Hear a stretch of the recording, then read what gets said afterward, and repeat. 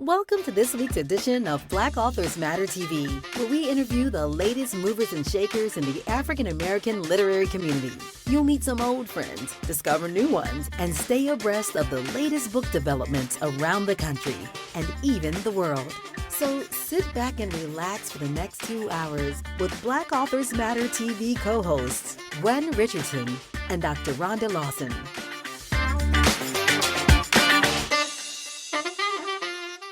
Good evening and welcome to the last edition of Black Authors Matter TV for the month of February. I can't believe this year is just going by so rapidly. I'm Gwen Richardson, your host for tonight. Let me say that first, along with my co-host. Dr. Rhonda Lawson. Good evening, everyone. Yeah, and so, this year's really moving. Yeah, this month felt like it was only a week long. I know, it did. And in February, it's always short, but it just went by fast. So at the end of this first interview, we can leave some time so you can talk about the literary weekend. Okay.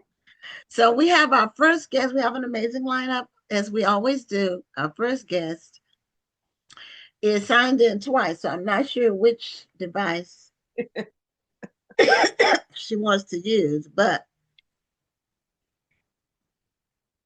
once she decides, then we can turn the other one off because it will create feedback and noise issues. So our first guest is Tracy Mungo, and Tracy's book is called A Woman's Business, and it's actually, it appears to be a memoir, which we had it listed differently, but she's going to tell us about her journey. And Tracy, if you could, whichever device you want to sign in on, because when there's duplicate sign-ins, what happens is there's feedback, there's audio feedback, which affects the interview. So now this one, it seems like you're kind of broken up. Your movements are kind of slow. I don't know if it's your internet connection. So is this your laptop or your phone that you're on right now? Oh, we need to unmute so we can hear you. I'm not sure which one. Oh, this one. Hello, I'm on a laptop. Okay. You're moving your movements are like breaking up, like it's buffering. So the other one that you signed in on, is that your phone? No, I didn't sign in on my phone. Wait. Well, you're signed in twice. So I don't know what the other device is. Okay, let me see. We can try to make this work, but normally what happens is if a person is like their movements are not smooth, then that normally means there's an internet connection issue, and later on in the interview you might freeze or. Okay, I think it might be good now. I think I might have logged in twice. Oh, on the same device? Yeah. Okay. Well, Can I don't you hear anything. me now? I can hear you now, and the other device, you have the mic off. The other sign-in has the mic off. So we should be good, hopefully. So we'll see. When it's live, anything can happen, but we make it work. Remove the inactive one. Yeah, I removed it. Well, it's still showing, but I can remove it on my end. Right. So I'll do that, and then we only have one showing. Hopefully it won't affect anything. We'll find out. Okay, so there we go. Okay, so Tracy Mungo, welcome to Black Authors Matter. Thank you. You're welcome. And your journey, A Woman's Business, is the name of your book. And your journey, you said it took you 35 years, more or less, to document your journey. So tell us about the impetus for writing your book. It was a crucial event in your life, and I'll let you tell it. Yeah. Well, the book is actually a historical fictional novel. It's not a memoir. Okay, that's why we had you listed as a historical fiction author. But then when I read what you said, I said, oh, okay. So, Yeah. all right. So we were correct. Okay. Okay, no problem. No Mhm. problem. All right. Ye- So a yes. woman's business is not your life story, but you had something happen in your life, which I think people might be interested in hearing about, especially since you overcame it. Yes, absolutely. Would you like for me to share that now? Yes. Absolutely. Mhm. Okay, great. Thank you. Thank you both for having me. I'm so very excited to be here. But we're happy And to have you. thank you so much. I appreciate it, Rhonda. So what occurred in my life, being, a working, busy woman, I worked my whole entire life. But I had an incident December 18th of 2022. My bags were packed and I was on my way to Ghana, West Africa, December the 27th. And I had a brain aneurysm, Hmm. which caused me to have a stroke. The brain aneurysm was caused by a congenital condition that I didn't know that I had. And I was basically a walking time bomb my entire life. I could have had the aneurysm at any time. Mhm. But the beauty of God and his miracles is that only 6% of people who have aneurysms survive. Wow. 6%. And also the fact that I wasn't there in Ghana when it happened is Mhm. also a blessing because as one of my doctors told me, I probably would have came back to the States in a bag Mhm. Yeah. had it happened. So it's just a blessing. I always loved reading. I started reading as a child. I tell the story of my older sister, who's 13 years older than me, was an avid reader, and I, at about 11 or 12, started sneaking books out of her bookcase. And she was reading adult content books. So I grew up with these characters in the book, and a lot of times fantasized about me being the characters in the book. And also, I grew up with a very colorful family, and I grew up in a very colorful neighborhood. So I had all type of things around me that gave me ammunition to write stories. And I started this book, A Woman's Business, back, like I said, over 35 years ago. And over the 35 years, the story is completely different than what I started off writing back those 35 years ago. And I feel that the story wasn't completed at that time was because I needed to live more life. And Okay. I Do you have a made it, copy of the book with I you? surely So we can do. see the cover. And I also have it behind me. You Can may you? want to hold it right in front of you. Yeah. Because Okay. there Yeah, you go. yeah, you need to hold it close to you. Okay, a woman's business. And then it's in your backdrop has the Yes. same thing. Okay. Yes. Okay. All right. Okay. So what um now you are not the first person to say, I don't know if we've had anybody say it took them 35 years to write it, but we've had many guests on that took it 20 years. They had a book that were sitting there for, a couple of decades, and they finally decided to pull the trigger on it. So you're not alone in that regard. Uh, Yes. you know, Yes, I'm learning that as well. And I kept making excuses for why I didn't finish writing it over the 35 years. Too busy, life thing, this happened, that happened. You didn't make But it a priority at the time. yes, yes. And I always had it in my heart that I wanted to do, but I just, again, what happened with me, which I'm grateful to God, I'm able to walk, I'm able to talk. He restored me totally, but I'm grateful that I was able to get this story out when I did, because the fact of the matter is the story may not have ever been told had I not lived to write it. But that I started writing, like I had to quit working while I was rehabbing. And I was so distraught because I've always been a very busy, fast-paced living person. And I was like, what am I going to do with myself? And my brother, who I hope is here listening to the interview now, he said to me, start writing your book, finish your book. And ladies, I tell you, I start writing that day and I never stop. I'm now actually in the middle of writing book 2 of the series of this book. Well, good for you. And what's going to be the difference for in book 2? The difference in book 2 is I'm following one of the characters from book 1. So Okay. the series of books is going to be generational, and it's going to cover different characters in the book. Okay, now what time period, you say historical fiction, what time period is the setting for the book?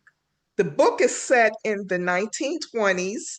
And the reason why I picked the 1920s is because it's my favorite era for dress. I love fashion. And it's my favorite era for the way that the women were classy, sophisticated. And I really felt like I wanted to bring the women of that era to the forefront. And these women are strong Black women in this family of the Book of Women's Business. And the people at that time of the 20s were just fresh, basically off of, slavery being abolished. And they're going through all of this, but they still found a way to be sophisticated, classy, and, it's the beginning, of the Harlem Renaissance is beginning. And these people from this period, they were able to come through all they came through and still made themselves shine. And to me, that was the beauty of that period. Okay, yeah, it was 50 to 60 years after slavery. So there were still some people living during that time Yes, who were actually slaves. absolutely. And this book follows a group of women who were enslaved from Ghana. I'm big into ancestral research as well, and I did my DNA, and I found that I have Ghanaian ancestry. And so that was why I wanted to pay homage to Ghana by writing about these enslaved women, previously enslaved women coming from Ghana.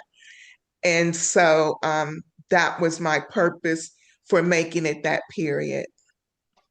Okay, interestingly, that our next guest is a first generation Ghanaian.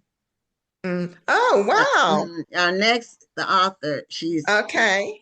First generation Ghanaian. So look at that. Look at that. That's a sign. That's confirmation. Yeah, that's a sign. Yes. So when you were writing your story, how did you decide where you wanted them to, the generations, the woman's business part? Are they in business? Is it about an entrepreneur, or is it just saying a woman's business, like, her is my business, like that? Is it like a play on words, which it could be either one?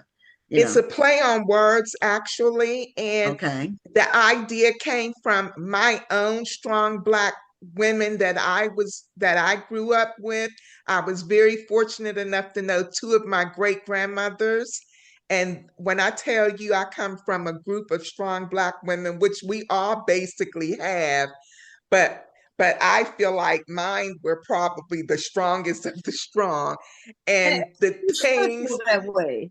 Yes, exactly. And the things they taught me about being in relationships, what they taught me and my sisters about being in relationships, my mom used to always say, your dad couldn't take me out unless he bought me a dress and a new pair of shoes.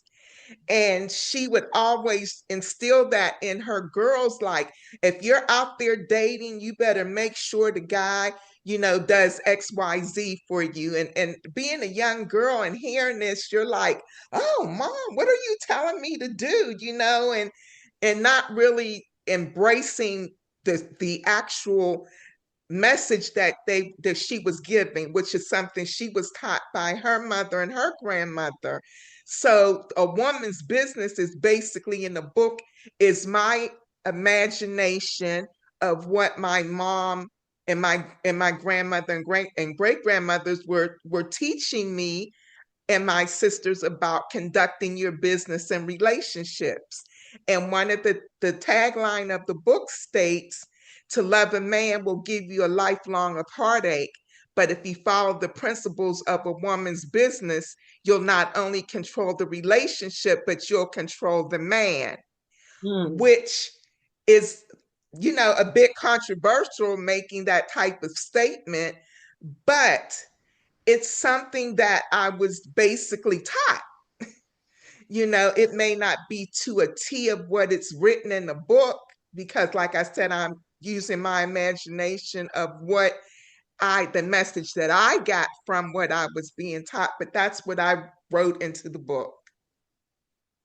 Okay. Well, men wouldn't necessarily agree with that approach. Absolutely not. Although, the trick is, I don't want to use the word trick, but you can is use it. We understand. To do things and they don't realize that that's what's happening. And that requires is the real principle. Skills. and the book principle gives that information. But I'll also say this, Gwen and Rhonda, that men know this to be true, because you will hear a man say, a happy wife is a happy life. So that man lets that woman believe that she is managing the relationship and him. Well, yeah, that's true. Like I say, it needs to be somewhat subtle or very subtle, because it can backfire real quick. Absolutely. So, yeah, it but can the backfire. book details it to a T. There's a chapter in the book called The Blueprint. Okay, now what's your main character's name? I forgot to ask you that. My main character is May Rose Jones, and that's the beautiful character you see behind me and who's on the front of the book. And I gave May Rose a life of her own, because when I was promoting the book, I featured May Rose and I did a lot of animation and I bought her to life. And I actually had people ask me, who is that? I've had some men basically say, who's that girl you keep posting on your social media? Because I believe, and a lot of other people believe, that she's just a gorgeous Black woman. And I did that purposely because I wanted to pay homage to the Chocolate Sisters. We get a lot of books with beautiful red bone women with long flowy red hair in a lot of the books covers that we see, but we rarely get book covers with dark chocolate skinned woman. So that was the purpose of me making May Rose a dark complected woman. Mm-hmm. Yeah, that's happening more though. In more recent years, we are getting more melanin on the covers, for lack of a better term. So, how is your book doing? When did it come out? When did it come out? It came out December the 9th of 2025. Okay, all right. Yes, so it's still a baby right now, but it is doing extremely well. I'm so pleased. I mean, to have, just like today, I had two people who I personally know reach out to me to let me know that they got their books, one this weekend and one today, and they were so excited about it and couldn't wait to read it. So people are really supporting based on statistics that I've seen. It's actually performing well, better than most books at this time. And me being a first time author. So I'm just extremely pleased. And how are you doing since your health challenge occurred? I'm doing great. I still continue to go to therapy because of course it's always, I'll be a work in progress the rest of my life because there's things that I still struggle a little bit to do, but I'm still doing therapy. I'm keeping a positive outlook. That wasn't so easy for me to say in the beginning, but now that I'm 3 years in, um, I have a very positive outlook about things and how I'm handling what occurred in my life. Well, you definitely are blessed in that you were home based when it occurred, Yes, because Right. being overseas or in another country where you don't speak the language and you don't know the system, it would have been very, very challenging, very, very difficult. Or on the e- airplane, because that's a long plane ride. exactly. That's So, exactly right. My That dream, has happened. yeah, yeah. mhm. My dream, and I know it will come to pass, is to get on that plane and go to Ghana finally.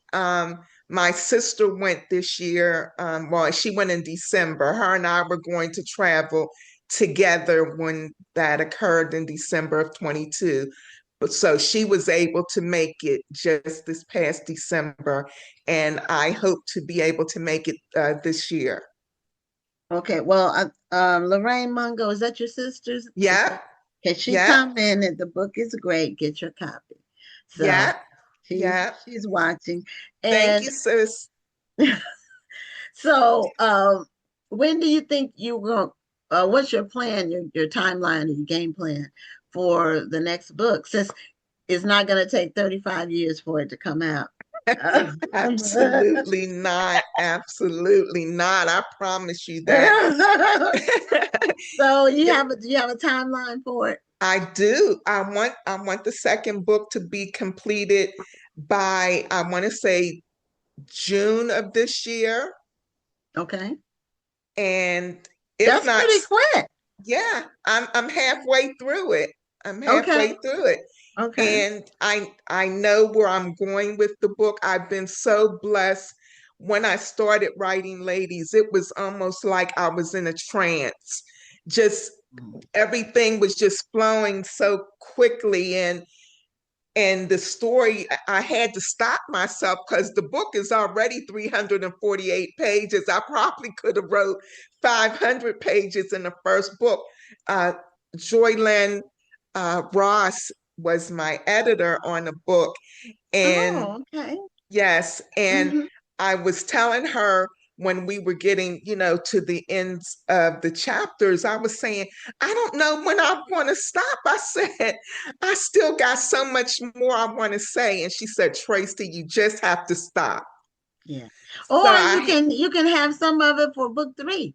You can oh Yeah. yeah, I have some. intend I Mhm, intend to do mhm. four to five books is my Okay. intent, because I want to hit each decade. So this next book will be in the 30s, and I want to go, at least I want to make it to at least the 70s. But I won't do a book for every decade. Of course I'll skip some, but I would like to get to the 70s.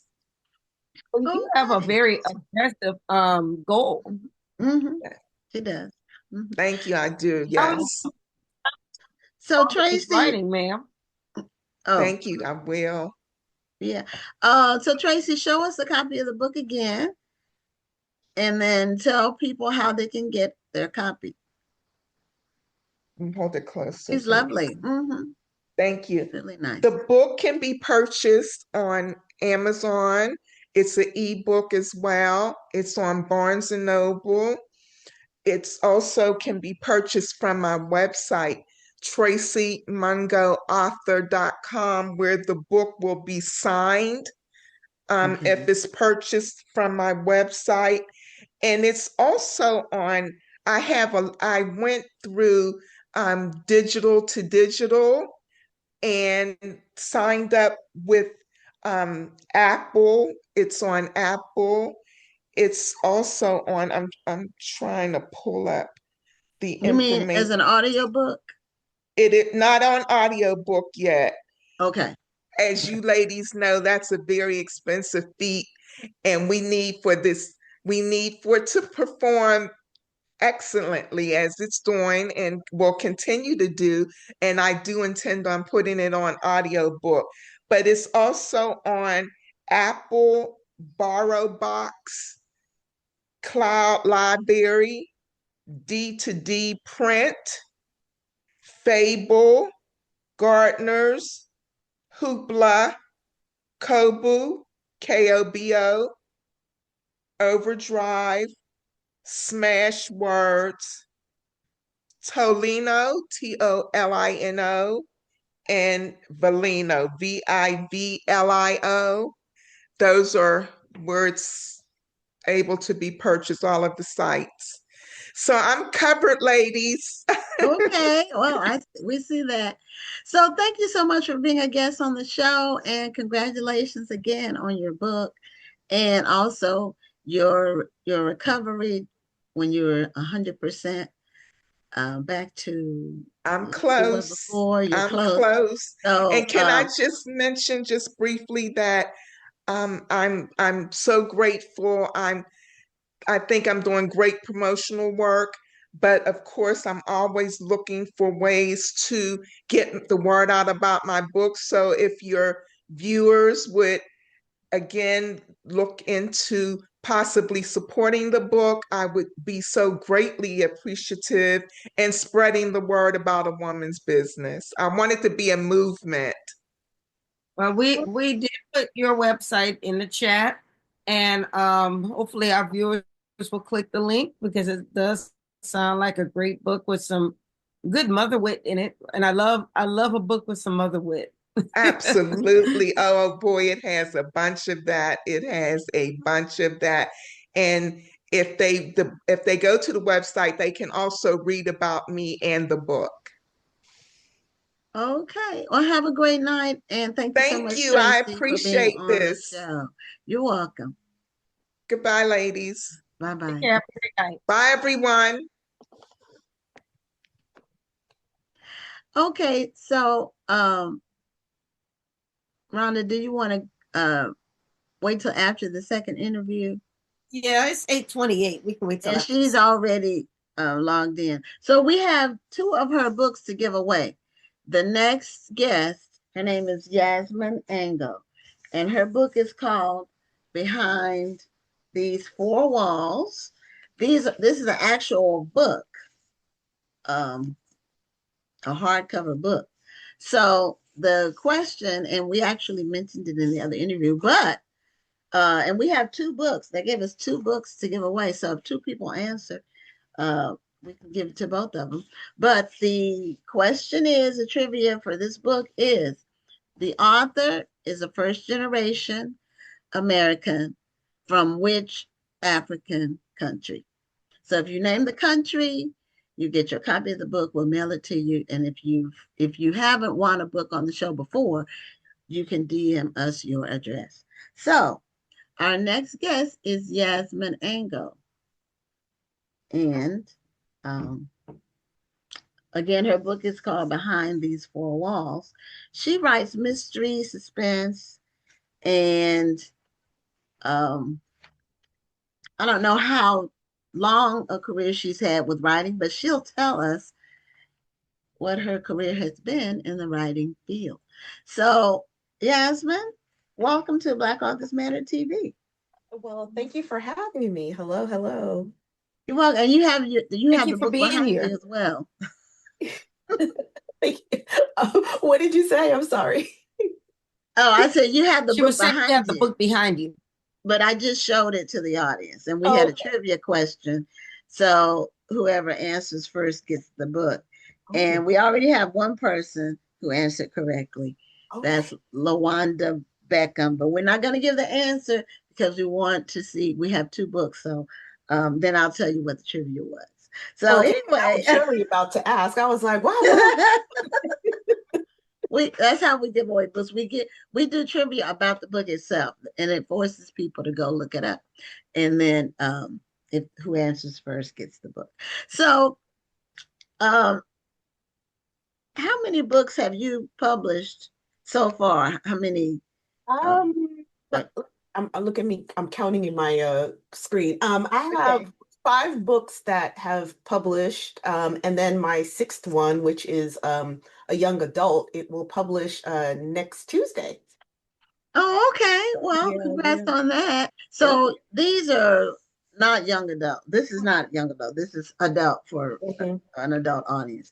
And now, are your books based in other countries, or are they all contemporary American settings?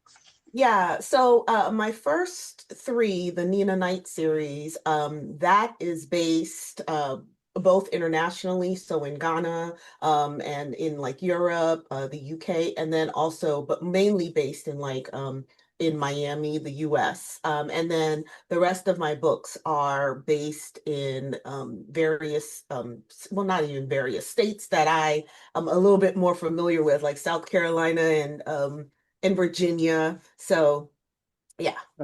Okay. What part of Virginia?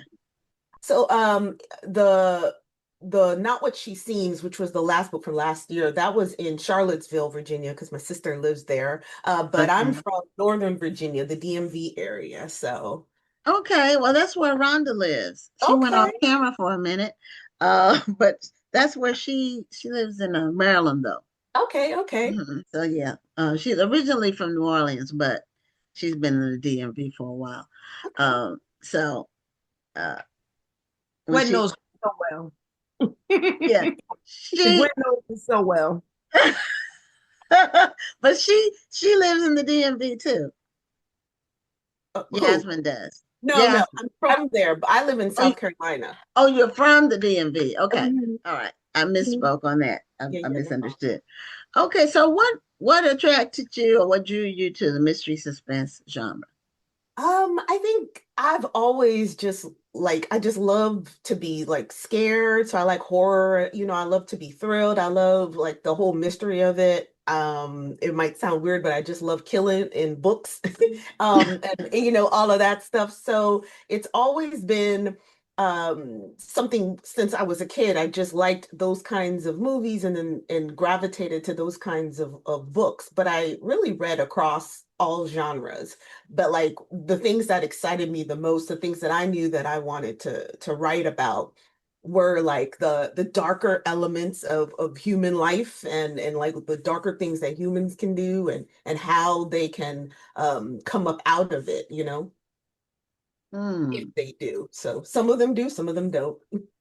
Okay, so tell us the basic storyline for Behind These Four Walls. So Behind These Four Walls is about a woman named Isla Thorne. And what happens is that 10 years prior, when she's a teenager, she's supposed to like run away. She lives in a group home in Florida. So she's supposed to run away with her best friend, Eden Galloway. And they're supposed to run away to Los Angeles and become superstars, that dream that they all have. But Eden says that they have to stop over in this town where she's from because she's got, to see about this family, the Corrigan family. So they go there, and the town is Charlottesville. And Eden says, I'll be right back. I'm gonna go. I need to get something from this family, and she never returns, so she just disappears. And Isla then is forced to go on without her, not knowing where she is, not able to talk to anybody about it because she's a runaway and she's afraid to like go back in the system. So for 10 years, she just doesn't know where this friend is. She comes across the Corrigans again 10 years later, and she decides, because she's an adult now, she is going to find out what happened to her friend and get justice for her missing friend from this powerful, wealthy family that nobody has ever touched before. So she decides that she's going to be the one to touch him. Oh, okay.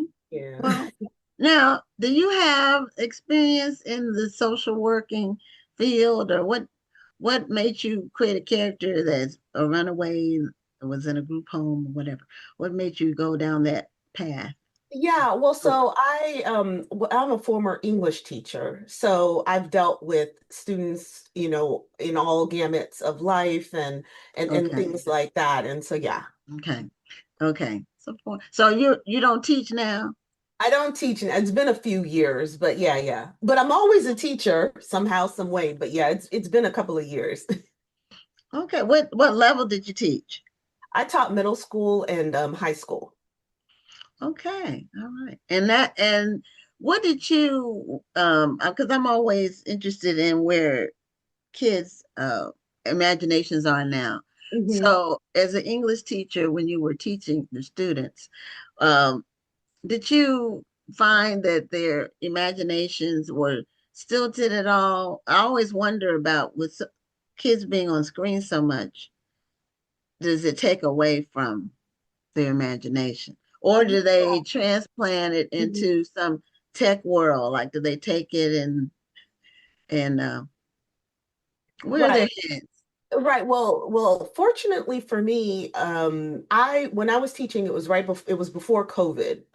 And so even though we had technology, it wasn't as much as it was like right now. Like we could really do things in class that uh and we were still classes that had like computers, all the kids had computers, but they were still very much able to like, explore their creativity. Um, I was still very much able to introduce new kinds of books to them. So, especially being an English teacher, especially, dealing with like middle schoolers, you've got those kids who are reluctant to read.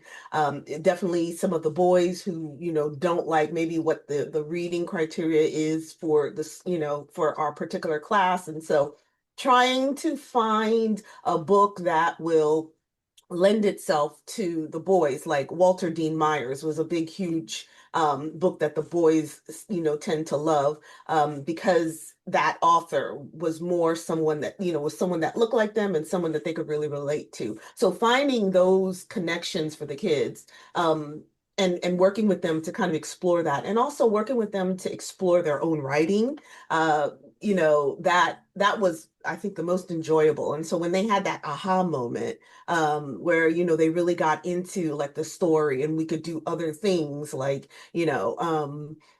having trials. Like we would do trials on based off of some books, and the kids would pick whether they're going to be prosecutors or the defense, and like they would create this whole case and plead for the defendant or whatever. And so that really showcased their creativity. So yeah, it was a little bit easier then. And then once COVID hit, yeah, it was really hard at that time.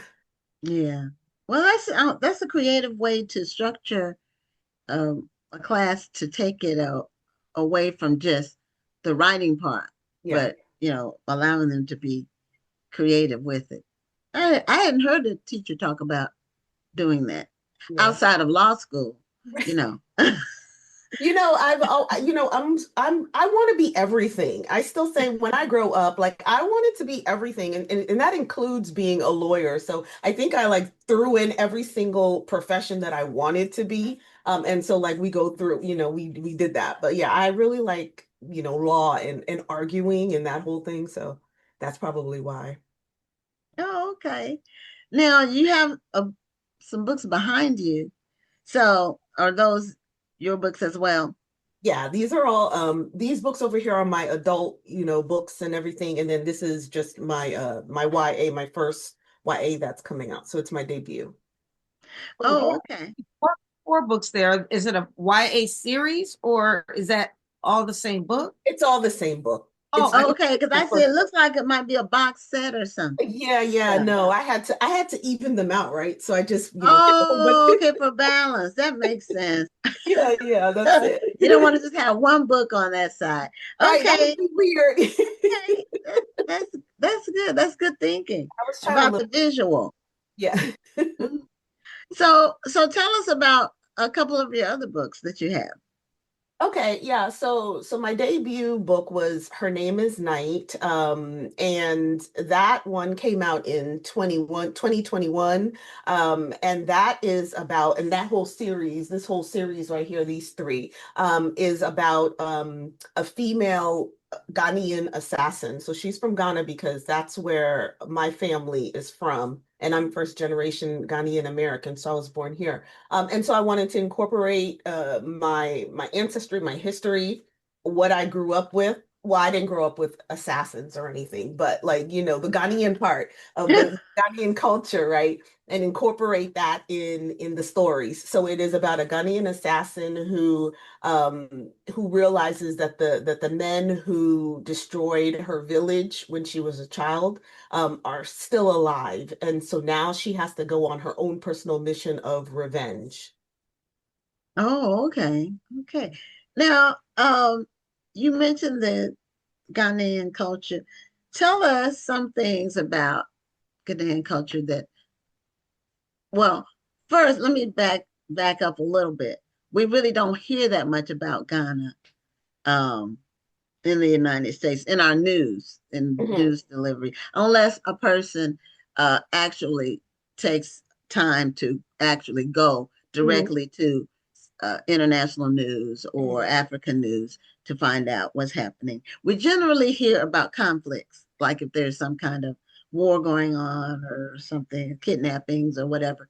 So tell us some things about Ghanaian culture that the average person wouldn't know. Well, like I think we're a very fun culture. I know, I think we mostly hear about like the Nigerian culture. That's huge, right? Yeah. But we Ghanaians, we're here too, and we we clash with the Nigerians about that jollof rice. We have our jollof rice wars. And but like Ghana is just it's just a wonderful place and it's becoming more popular now.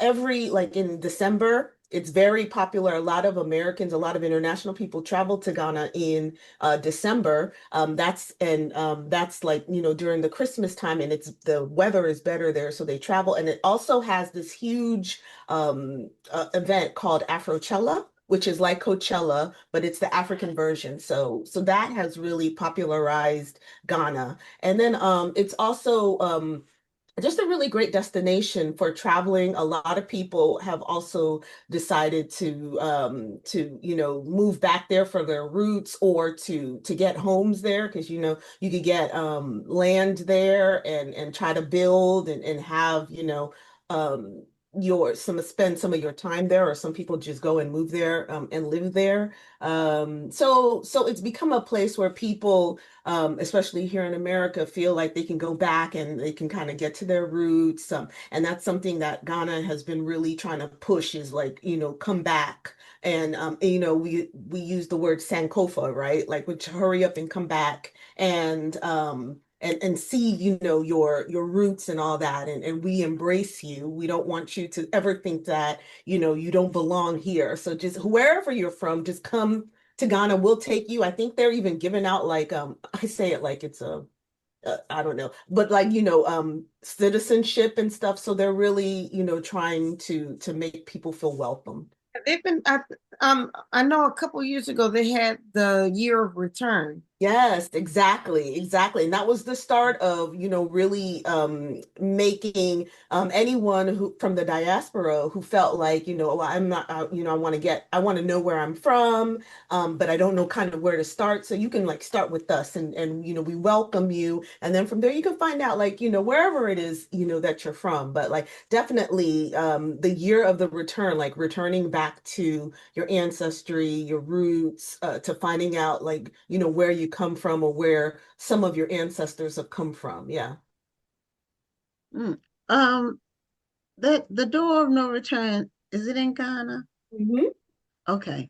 I couldn't remember which country it was, but I thought that it Interestingly, there probably are a lot of doors of no return. They're in different countries. I know I have a good friend who was actually a speaker at my event this past weekend, Mhm. so Aubrey. She does these trips to Ghana all the time, these pilgrimages to Ghana all the time. Mm-hmm. And she actually also traveled to Cameroon Okay. and did a lot of research there. Mm-hmm. And she was very instrumental in the discovery of one of the largest slave trade sites in the world, Okay. Zambia. And there was a door of no return there. They actually Okay. found a lot of artifacts that showed how many slaves actually went through Bimbia and went through their door of no return. Mm-hmm. And when you look at it, it's so haunting Yeah. because Yeah. you're walking through it and it's a doorway, and then when you look through that doorway, all you see is water. Mm-hmm. Mm-hmm. Mhm. Mm-hmm. Yeah. And people know when they go through that door, they're never coming back. So it's very jarring just to even think about it. It is. Mhm. It is. Mhm. Yeah. Yeah. Well, so then there's several. I mean, I knew that there were several locations, obviously, of where the slave trades were happening and where they would like send them so that they could, get on the boats and everything. But yeah, yeah. There's one in Ghana too. Yeah. The Elmina Castle. That's I think the largest one that we have and the most known one that we have in Ghana. Mhm. Yeah. So, are your parents here in the United States? My mom is my dad is deceased, but my mom is. Mhm. Okay. All right. So, and you have siblings? I have siblings, yeah. They're all younger than me, from my dad's side, but yeah, like and they're spread throughout, yeah. Okay. So is there a certain amount of pressure? Well, expectation. That's the word I want to use. Mhm. To do well. I found that first generation African uh, children do well in schools here. Mhm. Mhm. Like if I I think there was one African girl in my daughter's high school class, and she was in the top 10. Yeah. So, but I've noticed that there's a lot of success among the first generation Africans from all over the different countries.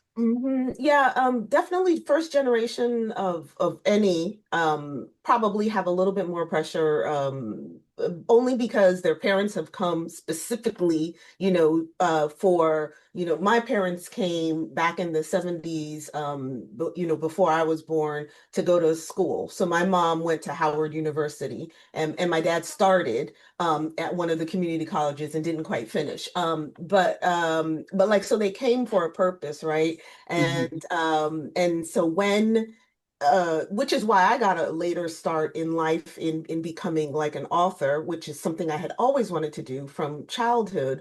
But like you can't tell your Ghanaian mom, I want to be a writer because she's like, what is that? Like I don't even understand what that means. What kind of money do you get? Do you get paid every week? Like there's many questions. And so I didn't even think to say to my mom, I want to be a writer when I got out of high school. So you really have to have, a profession where you can make enough money so that you can be able to, send money back home because that's a big thing is you make your money and that's what they come here to make their money and to do very well, have their kids, have, some opportunities that might be a little bit more difficult back home and then to send some of those resources back home to the family that's still there. So my mom still does it, sends it to my grandma and my uncles and all of the family there and and yeah, and so that's, so yes, definitely. So even when at my big old age, when I finally told my mom,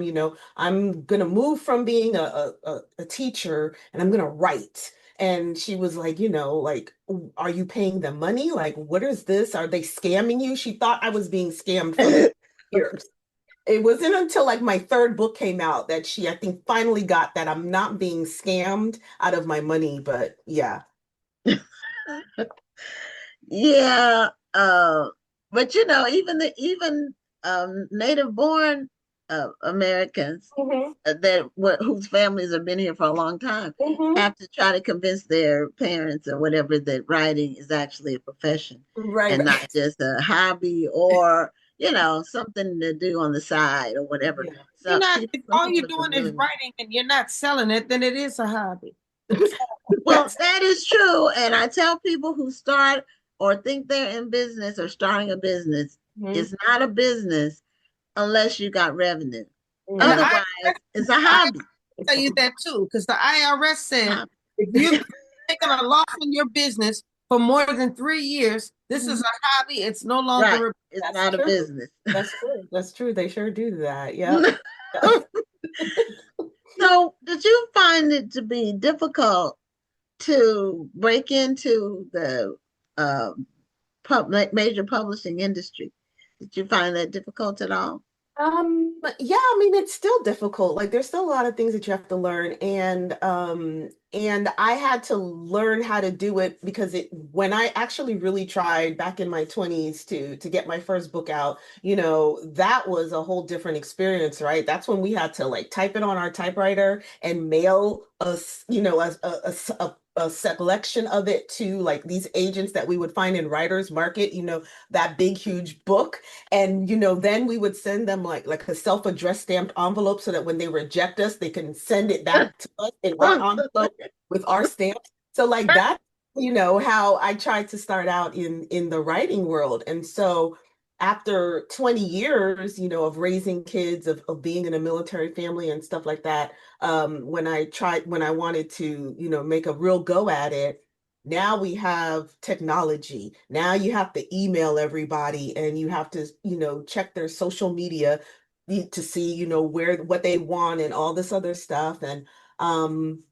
And so yeah, it was definitely a learning, curve, having to learn all of that again and get on social media and try to, engage with people, engage with agents then. And then going the traditional route. So, trying to find an agent who will represent me because I didn't have any money to do it self-published or anything like that. So I was like, I have to do traditional if I can, where I don't have to pay anything because I don't have any money and I don't know how to market myself like that. And so that was really hard, because you put yourself out on the line and you want people to receive you well. You're asking these people to represent you, and all these people are saying like no. So I mean, I had a lot of rejections before I finally got my agent.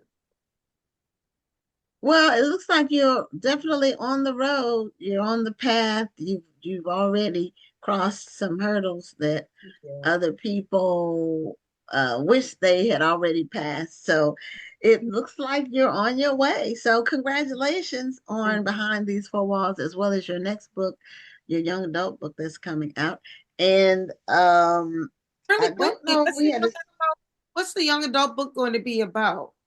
So the young adult book, She Drinks the Light, is actually a supernatural horror and fantasy, and that one is a little bit more cultural because in it, it is about a young girl named Adayi, and they live on a small island right off the coast of South Carolina because we've got like all of those islands that are like Gullah Geechee and all of that, right? And so they're a very like enclosed kind of like island. And then they find out that, there are these like vampires that are threatening like their people and their livelihood. And they are very much still ingrained in their African culture. So it is a story in which, you know, this African American girl is learning about like who her ancestors are. And the vampires are actually Ghanaian vampires called the Aje. So it's a whole lot of West African folklore and mythology, people like from the Ashanti and all of that. All of my West African culture I tried to put in that book. It's giving me blood and bone, Children of Blood and Bone vibes Mhm. because I was all into that book before I realized there was actually a young adult reader because the story was so good that I was Mhm. enjoying the story as an adult. Mhm. Mhm. Your your young adult book sounds like, or your young reader sounds like something an adult would appreciate as well. Oh, absolutely. I mean, she's 18, right? So I definitely wanted it to be, but she's still, I had to make her where she's young adult because that's what they specifically asked for. But she's very much, a mature 18. She's supposed to be the next in line to be the head of their community of people, and their community of people are called the kinfolk. And so like she is very much, it's all about like this village and keeping your culture, but like learning, different cultures and learning, what's out there beyond what you've always grown up with. And so yeah, just like Children of Blood and Bone, that has a lot of mythology in there, West African mythology from like the Nigerian side. I have the ones from the more Ashanti and Ghanaian side. So there's Anansi, and there's Nyame, which is the sky god. And so all of that is thrown in this book. Okay. All right. Sounds interesting. Well, thanks so much for being a guest on the show, Yasmin, and continued success with all of your books. I It's a appreciate very that. interesting topic that we were able to discuss, just learning some cultural things. Are you going to tell me what the trivia is now? Oh, the trivia was, I'm sorry, Thought the trivia was that the author is a first generation American from what African country? So that was the trivia. That was a good one. That was a good one. Congratulations. I know the answer. So we did have a winner. So Lawanda Beckham, you need to DM your address to just go to the same page you're watching the show on, DM us your mailing address so we can mail you your book. Yeah, congratulations, Lawanda. Okay, thanks so much. Have a great night. Thank you. Thank you both. See y'all. Okay, bye-bye. You. Okay, Rhonda, we have a few minutes for you to talk about your literary weekend, and I really wanted to attend, and it's just, it just didn't work out that way. But Had a lot going on, and I would not have expected you to be well, there. well, after what happened with you all may have heard me mention that my daughter was expecting a baby, a grandchild, and my daughter lost her baby at 33 weeks. And so it was the weekend of the literary event. And so if I had gone, I would not have been here. It worked out the way it was supposed to. I am going to get there. So anyway, just give us a little snippet about, because I saw some pictures. Give us a little snippet about what happened. Oh, there was so much. It was a 3-day weekend. We started with a meet and greet at the Baroness New Orleans, which is a Black-owned lounge in the Central Business District of New Orleans, where the authors came together, and some of our partners who were helping to sponsor the event were there as well. And we just did introductions, and the authors got to know each other because we had a mixture of older authors as well as newer authors. And when I say older and newer, I'm talking about new. In terms of years published. Right. People have worked. So, right. But everybody fit in, and it was like family. So then after Thursday, on Friday, we had 3 huge events. First, we started with a writer's workshop at the Algiers Regional Library.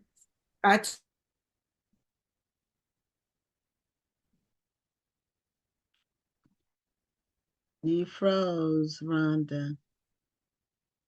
I hope you come back.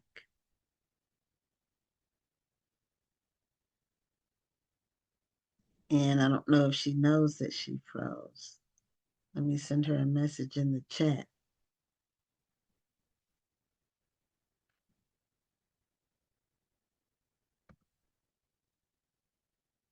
See. What I'm probably going to do is bring on our next guest, and because Rhonda will probably have to log back in. Yeah, that's what happened. So anyway, Rhonda will sign back in, and then we'll return to that topic. So anyway, our next guest is Veronica Brown, and she's an author of a book about aviation. So you're back, Rhonda. You froze. Yeah, I know. I was wondering why you were looking at me like that, and I Yeah, realized you were frozen. you were froze, and I said, "Well, whoa. I mean, maybe you'll come back." I know And you were looking at me with this weird look, and I was like, why are you looking at me like that? yeah, it happens. I don't know if I've ever froze. I guess if I freeze it, the whole thing will be messed up. I think I did one time. We had a thunderstorm, and Right. but you didn't get disconnected, so I was able to just log back on that one time.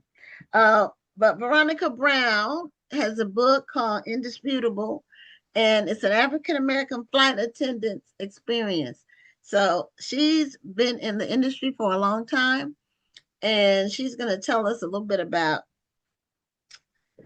what being a flight attendant for years and years in the skies, friendly skies. There used to be who used to be the friendly skies. That was a tagline for an airline. Oh, who was United, in the sky? who was it? It wasn't Southwest? What? No, was it United? And they're still around, but I don't think they use that tagline anymore. I'm about But you to. know what I'm talking about. The friendly sky used to be the tagline for an airline. So anyway, Veronica, welcome to Black Authors Matter TV. Thank you. Thank you for having me. Right now, can you move your whatever your device is It was to you. where it was United? Okay, I thought it was. Fly the friendly skies of United. I didn't know she was Anyway, singing Veronica.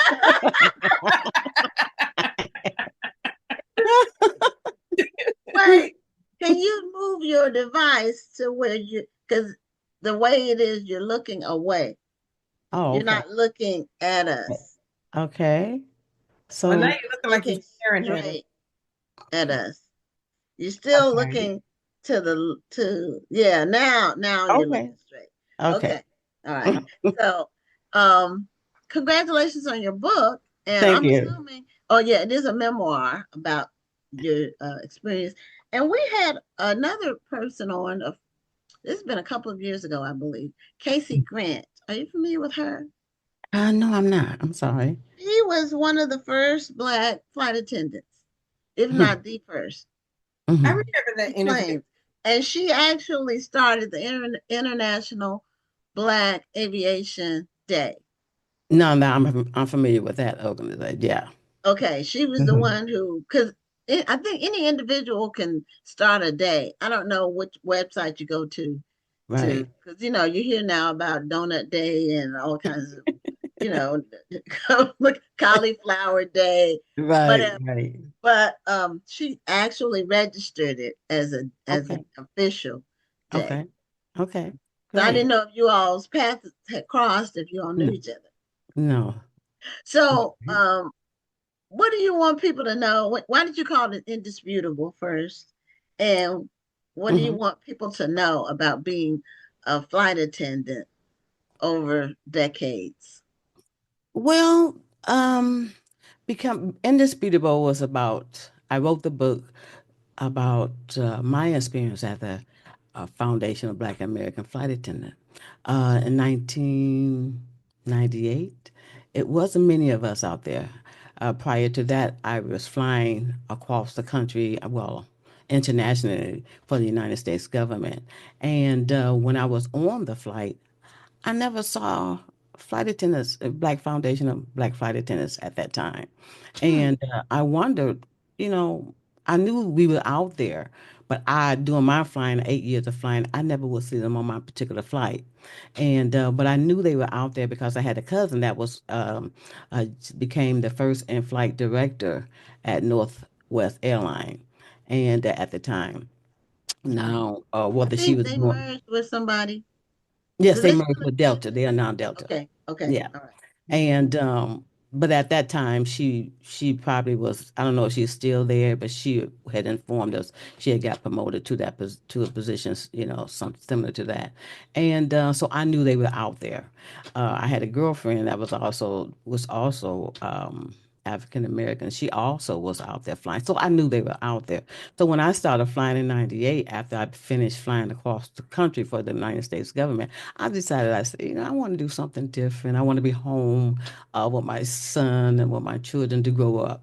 So I felt that that would keep me in the United States and keep me around my children. So I wrote the book after being a flight attendant for so long, and I really experienced what it truly was like to be a flight attendant.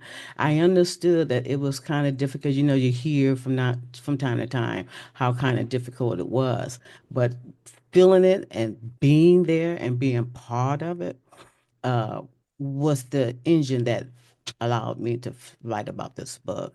And I felt that others should have been, other people such as myself would know what to expect when you go in for these positions. As a recruiter, I worked for commercial airlines, VIP airlines, as well as charter in the industry. So all the areas of the industry I worked in, so I can, kind of give them people an idea of what to expect. Believe me, when you come into those open house, it's not a game. It's hundreds of people that you have to get through, and it's not many of us. So I felt that, this would be a great opportunity because people ask me all the time on a regular basis, what it's like, on a daily basis. And so that's what made me write the book. And it's also a history of beginning of the first flight attendants. It's just don't tell about the actual position, but to talk about the history of flight attendants in aviation. Okay. Now, what are some things that you um, can share with the audience in terms of experiences with passengers and co-workers and corporate? And you don't have to say which airline. Uh, I don't want to get you in any trouble. So I know how that can be. So, but just generally talk about your experiences. Well, my experience right now, I just retired this year. Oh, So, okay. Well, congratulations on retiring. yes, and I thought it You was still time. get to keep your flight privileges. Absolutely. But I kept my flight privileges, and so that was easy. But I didn't keep my flight privileges with the airline I was with. I kept my flight privileges with a larger airline that I was with previously. But my flight attendant experience, for what I can tell, individuals who wants to be a flight attendant with passengers, first of all, you can't wear your feelings on your sleeves. It takes a lot. You have to be very strong. You have to be professional. You have to be very assertive to be a flight attendant. People think it's glamour and all that, and on the glamour I write about in the book. When you see the glamour, you let me know because the glamour I Well, know about is when you walk into the gate in the airport. it used to be considered glamorous back way back Right, before black women were actually flight attendants. right, The right, glamour years, I think, when you look at old movies, where they used to wear little hats and right. you know, all of that. Like, what's the one? Is the airport? Yeah, it's airport. That one, that was more the glamorous time where Yeah, they were but those peel hat, yeah, peel hat. yeah. Yeah, they were So, glamour for them. But remember but they had it used to be more. A lot of people may not. Well, young people who are younger don't know because I have to tell my daughter this. You used to get a whole meal on a flight as part of just flying a regular ticket. You got a whole meal. Rhonda, you're muted, so you need to turn your I thing. said, now they just give you those old whack biscotti cookies. Yeah, absolutely. Or I don't eat pretzels. it. I don't want their snacks. Because they're stale and hard and I tasteless. still have those cookies in my. I mean, I might want a snack later on tonight or something, but I don't like those biscotti cookies. They used to give you a whole meal on Correct. on planes. You only When get a whole meal on a on either first international class. flight. No, not first class. On an international flight, you'll get a meal, And if it's like, I think if the trip is longer than 5 hours or something like that, Yeah, you it's been 4 to 5 hours or yeah. so. Yeah. Well, that's gonna be coast to coast, I guess. Yeah. Right. Mhm. They still give meals, like you said, the first class, First but class. on charter flights, on Mhm. charter flights, VIP flights, you're On gonna get a private whole. planes and all of that, Yeah, yeah. of But I course, you're mean, gonna on get your whole commercial, meal. your Right. average commercial ticket. Right. Uh, But your average commercial ticket, you're correct. You and do people get used to that. dress on when they would fly too. Yeah, you know, The here's the passengers thing. used to. It was a thing. I But have to the wear my big church thing, clothes on the plane. yes, now they wear anything. I mean, That's what I'm saying. I mean, for real, anything Anything. or little or nothing, you know? Right. My mama told me I was free because when I was living with my grandmother, I had to wear my church clothes on the plane. Correct. Then when I wound up going back to my mom, she said, "You don't need to dress up on the plane," and that was the only thing I needed to hear. After that, it was sweatsuits, but I That's did right. will not wear my pajama pants, and I'm not wearing a bonnet. Yeah. But No. you'd be surprised. I mean, you come on there with the pajamas and Mm-hmm. all kind of things, and sometimes we let them fly, and then sometimes we don't. It depends on the airline, what their policies and procedures are. So yeah. So as far as passengers concerned, you do have to be assertive. Mhm. You can be professional, but and you can't hold long conversations with everybody because you're on a time frame at all times. Mhm. So unless you're in flight, of course, and you finish with your duties and responsibilities. But yes, you have to be assertive quite often. A lot of times, even with children, you remember you have special needs passenger on the plane. You have to consider that. No profanity because people are offended by that. So it's your job to make sure that the cabin is safe for all, not just for one individual. So you have to be very assertive, and sometimes it's not easy, and a lot of people don't have that fortitude to have that assertiveness or sometimes or professionalism. And remember, you fly in different cultures, so you have to understand the cultures as well. So yeah, Mhm. it's quite a bit. I don't fly a lot. Hmm. I probably fly 3 times a year, something like that. Hmm. And I hate turbulence. So, and what helps me with turbulence is alcohol. I'm not a drinker, but when I fly, I get nervous. So, if I don't do it in the airport, then I have to wait until in flight. Uh, Hmm. but what one of the measure that I use that everything's cool is how the flight attendants act. Absolutely, absolutely. If you Um, all are calm, that calms me down. that's the key. That's the key. Yeah. And that's part of the job. So even no matter what's going on, if the flight attendant looking kind of nervous, or getting to walk and they looking out the window as much as the passengers looking out the window, fine. I always get a window seat. I like to be able to look and see the ground, but also if I go to sleep, I don't have to. I only got one side. I can lean on the wall, and Yeah. so I always get a window seat. I don't care where it is on the plane. It could be all the way in the back. I don't care. I always get a window seat. I'm the same way when I fly, when I'm deadheading or when I'm flying personal. I'm always try to get a window seat if I possibly can. Yes. Oh, So okay. That's interesting from a flight attendant's perspective. Now, what did they say? Oh, she said social book club. You know her first name, Rhonda. I can never remember it. But I think it's still glamorous when you all are walking through the airport. I think it is too. I think it's really I love seeing the flight the attendants crew. all walking in a group and they're Yeah, all matching. I'm like, yeah. okay, ladies. And yeah, Look sharp. love the ladies. yeah, I would say okay, ladies, because I love the ladies' outfits. And, they're very nice. They're well tailored, right. especially the foreign flights. Oh yes, there's that. This is just my personal opinion. I think the foreigner airlines, uh, non-American airlines, I think their uniform is so much better than our uniform. I think they allow. I don't know if they let them have an opinion about the uniform, Okay. but they really let them stretch out. On the actual Right. uniform, the colors, the outfits, the pieces that they can wear, and I really admire that with those companies. American side, North American side is pretty more regiment. You know, the company picked the uniforms, they pick the pieces, the colors. They try to match the airline colors. So, Oh, okay. yeah, Some and that's what it's people work in all jeans about. and tennis shoes. Oh, somebody asked, what's the best seat on a plane? The best seat on the plane. Exit row.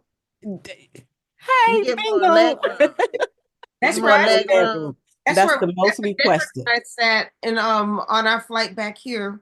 We sat in the exit row because you have more leg room there. Correct. Mhm. Yes, that's the most asked for seat. And even if a lot of times the exit rows is not occupied. And if the exit row isn't occupied, no one bought those seats because now, of course, the extra cost for the exit row seats Oh, okay. because of the leg room. Okay. And so if they're unoccupied, that's the first thing everybody want to get on the exit row seat, which is normal and understandable. And I don't mind if they get an exit row seat. So it's And I kind of like a little a free upgrade. upgrade. It really is an upgrade. And some people, even in the first class, they're coming and ask me, "Is the exit row filled? Can I come back there and get an exit row filled?" And I don't mind, if they want to. But I do try to, if I'm working in the back, do try to accommodate those in the back because, they're back there and And they're only getting a dry cookie or a peanut. correct, correct. Dry. But you get as much as you could want to drink, as far as a non-alcoholic. Yeah, that's something. Yeah. Yeah. Okay, so that's about more about the passengers. What about co-workers and corporate? Well, as I was a safety officer, worked on the safety committee representing the flight attendant for 6 years. And also I represented for the safety committee with the corporate. Um, the committee consists of different areas and department of the aviation and the company. So I was the one that represented the flight attendant. So corporate is not easy to deal with. And yes, I had several offers to be in flight directors, to do this and to that, to come into corporate. But I just wasn't interested because I was familiar with the corporate, you know, area. I don't like the politics of it. I'm not going to throw my people under the bus, you know. And yes, when you get in those meetings, they get pretty heated. Yes, with the corporate officers, and that's fine. But I just won't throw my people under the bus, and I'm there to represent them. I bought the union in at my first charter company. We were the first charter company that had a union, and I bought it in because we needed that. And so I've been there, and that's why I just stayed with the safety committee to represent the flight attendants to make sure they are working in a safe environment and they're not penalized for things they need to do on the spur of the moment to make themselves safety as well as the aircraft and the fellow coworkers as well. So as far as I was so many different things. As a recruiter, I went in when I bought the union, and I had to go into training every year, or every time they had the training new class coming in to let them know how to carry themselves, how to represent themselves. A situation may occur that may not be policy and procedures, but you need to make sure your T's are crossed and your I's are dotted, especially when you're new coming in. Because when you're new coming in, you don't have no recourse. So when I come in to try to help you need to make sure you've done the best that you can do to try to follow those policies and procedures so I can stand up for you and fight for you. I'm pretty fair and I try to let them know, that, what the policy and procedures your first 6 months out there on the line.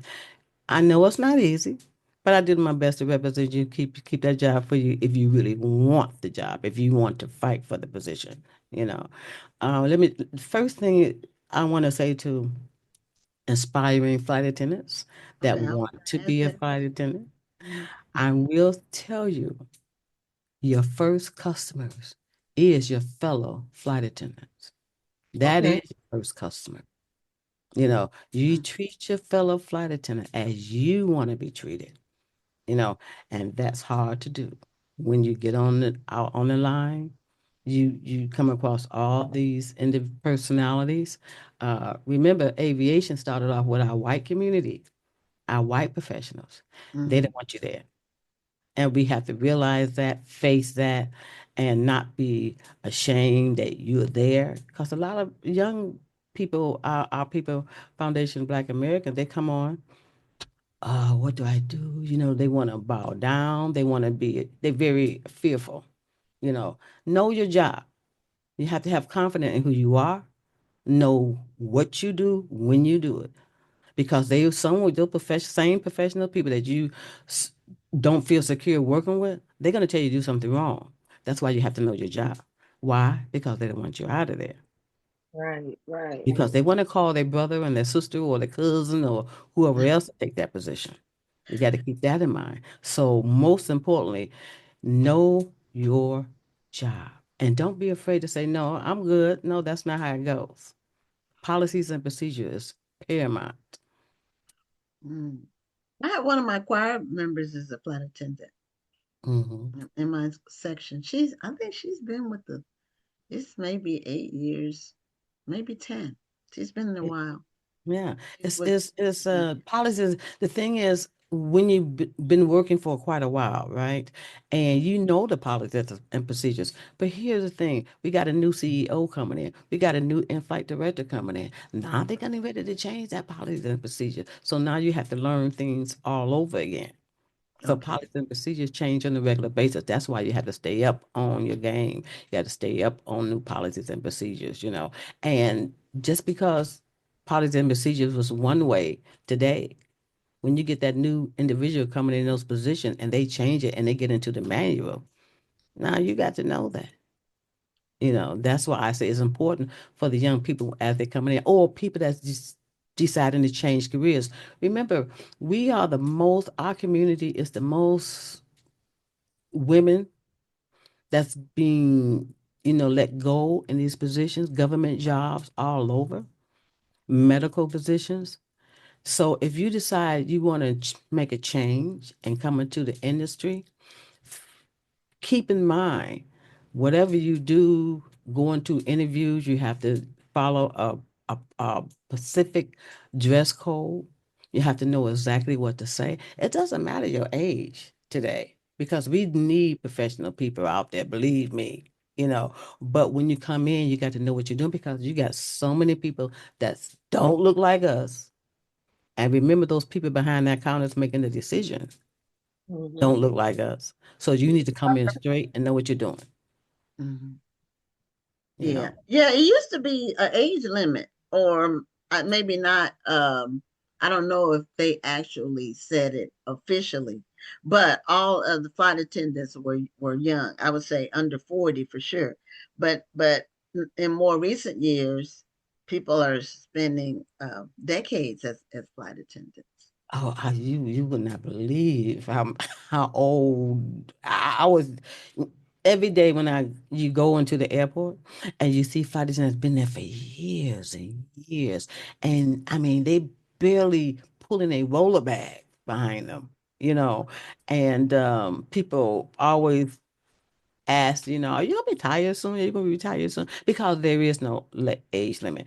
And you don't know what lives people, what's going on in people's lives as well. But So yes, it used to be an age limit. Once you turn, they I had to think be that, young and pretty, basically. I'm sorry. And so I'm thinking back, a long time ago, the rule was they had to be young and they had to be pretty. There was one of like secretaries had to be young and pretty. And a Um, certain weight and a certain height. yep. Yes. Mhm. Wait, And once you turn, I think the age was 31 or 36 or something in there, you had to quit. And I have that. It's in my book, The History of Flight Attendant. It's just the history of flight attendant, but then I go on into the black, when we first came into the aviation industry. But at the same time, yes, there was an age limit, but yet there was no age limit for the pilots. Right. You Right. Well, see, I think that didn't they have to retire at 60 or 62 or today, something like yes, they do. Yeah. But back but then, not at 35. not like that. But I think Exactly. back then the mores were that, women would get married and have kids, and so they wouldn't be doing that. It was kind of cultural for for the times back then. Exactly, Mm. exactly. And then you couldn't have children. When they first started flight attendant, you couldn't have any children. And they prefer you not to be married. And so when you get married, you have to quit. There was no defense about it. But the husband, if he's a pilot, he don't have to quit. So Mhm. of course that went to court. The EEOC was formed at that time. So they fought for that. The Oh, flight attendant fought for that. okay. So then the age limit. That's when the age limit, they went to court about that because women wasn't ready to quit, Mhm. but yet the men could stay on, and that's not right. Now someone asked, because we've got a couple of minutes left. Someone Mhm. asked, she said she didn't know if she missed it, but what inspired you to write the book? Um, my decade of flying, I wanted people, my community, most importantly, to understand what it really feel like to work in that field, what it takes to go in to get the position as well, and it's important to know that it's professionalism, it's identity, it's resilience, it's representation. 35,000 feet in the air. And that is the most important thing I want to remind people to know about. You don't have to be afraid to say, oh, what does it take to be a flight attendant? It takes just like you go to school to be a nurse or anything else in the professional field. Just go and present yourself as a professional, dress as a professional, answer the question when asked as a professional. You get the job just like anyone else.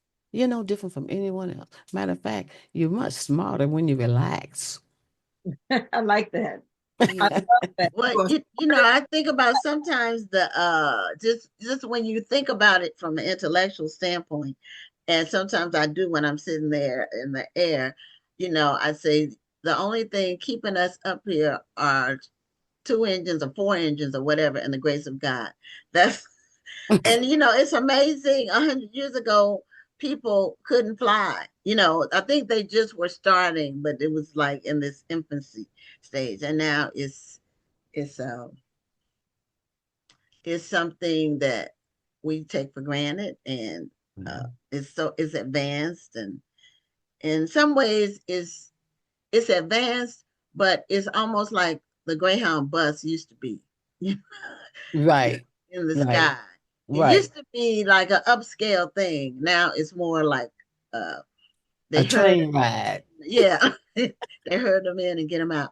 Right. Well, Veronica, we're at the end of our time. Okay. Congratulations on your book, Indisputable. Thank you. And you're retired now, but congratulations on having those flight benefits. I know that that's one of the real. They don't. A lot of the jobs aren't that high paying in the airline industry, but those flight benefits really make a difference. And I It makes say a that difference. because my first husband worked for Continental at the time, and that's Right. probably the best thing that I got out of the marriage. Anyway, Right. that's it was the marriage was terrible, but the flight benefits were great. Anyway, Right. Fantastic. Exactly. so Congratulations to you. yeah, it was short, but I was able to go home at least, for $10. That's what it used to be back then. Yes, yes, yes, ma'am. Okay, so anyway, take care. Thanks for being on the show, and congrats on the book. Thank you. You have a wonderful evening, and thank you for having me. You're Thank you so welcome. much. All right. Bye bye. Bye-bye. So yeah, when I mentioned my first marriage, I had to laugh because it was so horrible. So anyway, there was some funny parts, but it wasn't good. So anyway, we're having our final guest, and we have a book to give away. Her book, which is called "The Wondrous Life and Loves of Nella Carter." So we're going to be, this is an actual book. We're going to be giving it away as Nella well. Carter.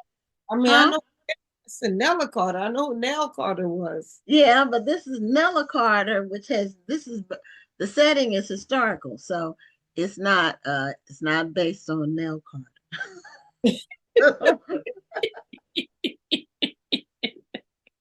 So anyway, is she still living or did she No. pass away? She She passed passed. away. Okay, Yes. so now she not you answered it. Okay.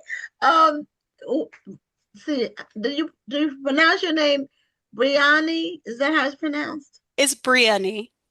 Brionni. Okay. Yeah, But we but can just call you Bree for Bree. everybody else. Okay, Yes, because I ma'am. see it on great. Please do. So in Nwosu. Now what's the origin of Nwosu? Is it Nigerian? It's Wusu, and I think my father-in-law would pronounce it Musu.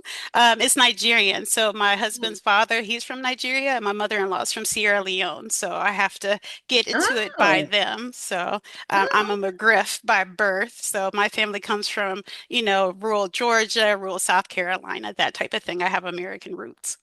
oh, okay. You have all kinds of things in your background, all kinds of genes rolling around in there. Hmm. So, anyway, this is a book, it's historical fiction. And before we get started, I am going to do the trivia for the book, and then whoever gets the question correct or gives the answer, then they win the book. So, here's the trivia. The main character, Nella, was born enslaved in the 18th century in what southern slave state? So whoever answers it first on the chat gets gets a copy of the book. So is this your first book? Is this your debut novel? This No. is my debut novel, and I always Okay. like to tell everybody or who's listening, this is not the first book you've ever finished. I always feel like that's the biggest misnomer when you're talking to writers. I would say that this is probably my fourth finished novel, but it's the first one that made it over the publishing desk and made it onto bookshelves. So there's been about, I think it's almost 8 years now of practicing writing, learning writing. I have a dedicated writing group that I attend every Saturday, and we all encourage each other. So it's definitely been a journey since 2018 of really trying to be like, I'm going to write this book or write a book and leave something behind. So it's been a very much an endeavor over the past couple of years to make this come into fruition. Well, congratulations on getting it done. Oh, And thank you so much. congratulations on keeping the tenacity because Yeah. Yes. um it's just listening to your description, it was quite a journey. Mhm. Oh, very much so. And then I listened to all your guests today. So I had the pleasure of going on last. So, I got to see everybody's journey and learn a little bit. Okay, we've had teachers, we've had flight attendants, we've had all different types of careers to get to it. So I feel like that's always one of the takeaways. Like anybody can come to writing if you feel like you have a story on your heart and you're willing to like do the work to get the words on the page and then put them back on the page and cut them off the page and work with the editor. Eventually you'll be able to end up with that type of experience. So it's many different ways we get to this writing career. And your debut is a hardcover, which isn't all that common. So It's not. And that was the thing. It's been like such a like roller coaster. Like I've been definitely so blessed by all the like accolades, the different things that happen just to have it come out, not only in the US, but also at the UK at the same time. And then to just have all the different things that have been around it. And so you try to figure out like, well, was it something I did? And it's like, no, there's a lot of luck. There's a lot of just roll of the dice. Somebody happened to see a glimmer of it, but one of the things I really love about the book is like it features joy. And I know we were talking a lot about stories. I had a chance to watch some of your other art past interviews from other weeks and just to see how we celebrate Black authors and the multitudes that we bring to our experience. And so I think that the thing that resonates the most with people is like, especially in hard times we're living in today, to be focused on the joy and what are the good things are still like positive. And it's not just, the terrible things that have happened to us as a people or the terrible things people will do and continue to do, but it's about what can you choose to do, who can you help, and like what do you choose to do with the life that you have. You know, Now, I I've learned, and I learned this because I have a client who he's, much older. He's about 90 years old. But when he talks about the civil rights movement, he said he didn't want to be part of it. He also said that they were good where they were. They were because they had community, they had everything they needed in their neighborhood. They were not worried about what the folks on the other side of town had. And that's something that we don't always hear in history when we look back on history. Mm-hmm. And I thought it was really interesting for him to tell me that because it's like you said, we don't always have to magnify and amplify the negatives that happen to us. There were some people who were very happy and they were in their communities, they were together, and that's what they love. It wasn't always about this is what's happening to me, this is the life I'm living, and they were celebrating the life that they were living. So I like the fact that you said that it's not always, I don't want to say victimization because that word can be weaponized, Mm-hmm. but it's not always what happened to us. It's not always the negative. Also Yeah. celebrate the positive of life as well. 100%. It's about agency. That's like my favorite word. We were just talking about that in one of my book groups. Like I love characters who have agency and the people where life is just happening and they don't know what's happening. I'm like, girl, can you buy a clue? Can you figure out how to get to the next thing? And so you have to think I would not be here today without all the people who have been successful, lived their lives, got married, went to college, did all these other things. And so to that man's point, like my father's family hails from like Manning, South Carolina. And, I always say like, my great great grandparents were sharecroppers and there was a farm and he picked tobacco and all this other type of stuff, but they made sure that their children went to college. And I have cousins that are doctors. I had a cousin who was the ambassador to Benin. And so when there's always a single story about us as like a people, it always feels like, well, what we didn't have or what we can't do or compared to other people. But it's like I've had a fantastic life and I wouldn't pick to be anything else. I'll be black in every lifetime, as they say. And so I've just always like taken a lot of inspiration from my personal family history, the sacrifices they made, and then I've had a very good life. So sometimes when we are also attached to struggle or the automatic assumption that, oh, these people don't have money or don't have, like, who are you talking about? That's not anybody I know. I have to point out that this same man who told me this story went on to not only get a medical degree, but Mhm. also a law degree. Yeah. So, and this was not somebody who was just happy living in nothingness, so to Yeah. speak. He was still leading his life. He was still pursuing excellence, pursuing education, married a woman who was also pursuing education. So I'm just saying not everybody was in that fight. Some people were happy and still pursuing. Yeah, and I think there's power in that narrative of having you believe it. Like as I would always tell my mom, they have these elephants that are over in Thailand, and you tie them up from when they're a little baby, and you keep them with this little rope, and then they learn they can't get away. So now you've got this huge elephant that can crush everybody. That in its mind, it's trapped. It doesn't believe it can because back in the past, it couldn't Yeah. be able to do that. So I'm just about, why are we getting these stories? Why are we being told these narratives? Why can't we learn the different narratives about people who were successful and escaped their chains and who built their businesses and built their towns and just feel that sense of pride about yourself and where you come from. So I hope that this book, as it crosses all the different centuries, really talks about still finding that joy, still working, still in pursuit of things despite what external forces would say is possible or what can be attainable. okay, now the social book club won the book. Yay! So the answer is Georgia. That's where the setting is for Nella Carter. So tell us about the storyline in the book.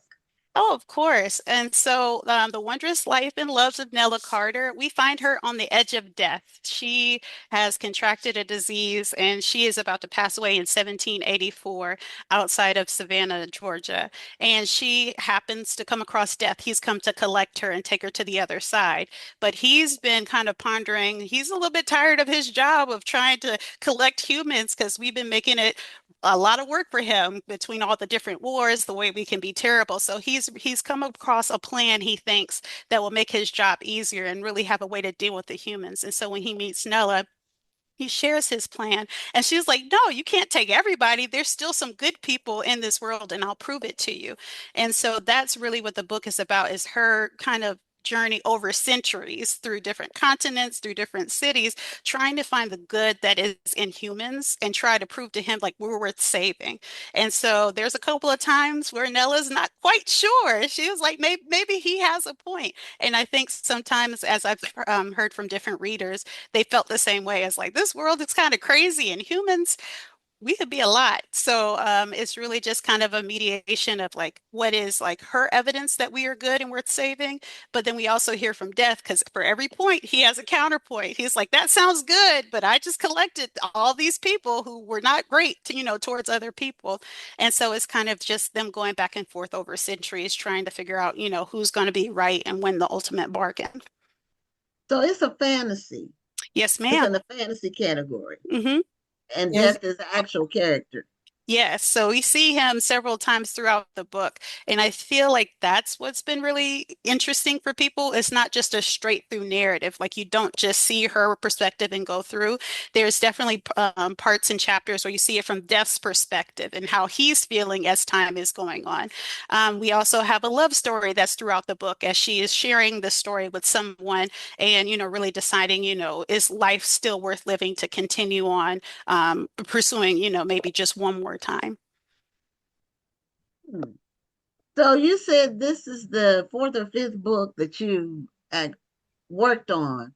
Yes, Is ma'am. this like an amalgam of those, or is this the result of any of them, or did you just start over with this one? No, this is not any of those. I think just like Yasmin, I was a teacher by training. And so when I first started writing my first couple of books, those were all middle grade because I was like, well, I'm teaching these books. There's a Scholastic book fair. Surely I should be able to create something that my students could read. And I was a fifth grade teacher. And so I taught elementary school and I worked in education for like over the last decade. And I still work with high school students now. And so those were all like middle grade mysteries or middle grade fantasy. So there's still some of those elements of where you get to like practice putting those things together. But I would say Nella it's like she's a combo. I would just say she's like the best like project I've ever worked on. And so right when this project came into being, I had just finished the book, The Seven Husbands of Evelyn Hugo, and then also the Invisible Life of Addie LaRue. So those were some of the inspiration for some of the book. And then I would also love to share, especially if people are interested in like being a writer and finding support. I had a lot of support from the We Need Diverse. I was selected as one of the mentees, and they helped me with one of my middle grade books. And so there's been lots of connections from We Need Diverse books. So if you're middle grade writer, picture book writer, any of those things, they have a yearly competition where you can submit and you get to work with the author all year, like a professional, working author, and they give you feedback on your book. And so I say that that was one of the things that truly launched me.